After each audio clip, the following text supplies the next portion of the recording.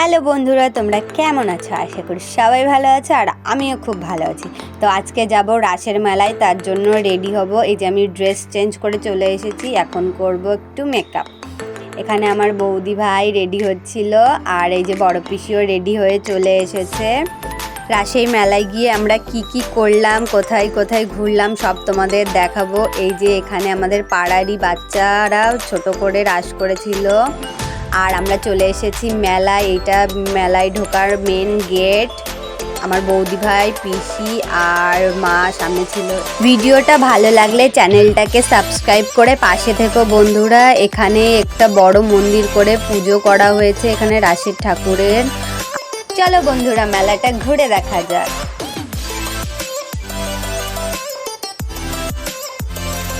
এখানে হলো জীবন্ত রাস হয়, এখনো সবাই রেডি হতে পারেনি, তাই এখানে এখনো আসতেও পারেনি।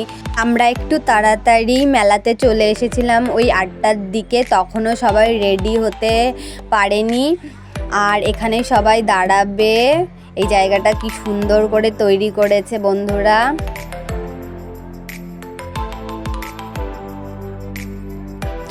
আমরা যখন গেছিলাম তখনও ভালোই লোক ছিল। এই যে একটা বাচ্চা, কিউট বাচ্চা কৃষ্ণ সেজেছে। আর আমরা খেয়েছিলাম মোমো। এখানে আমি আর বৌদি ভাই মোমো খেয়েছিলাম। আমি মোমো খাচ্ছিলাম, বৌদি ভাই আমাকে হাসাচ্ছিল। এখানে একটা জীবন্ত শিব ঠাকুর দেখে নিলাম। এই দেখো মেলায় তাও মোটামুটি ভালোই লোক ছিল।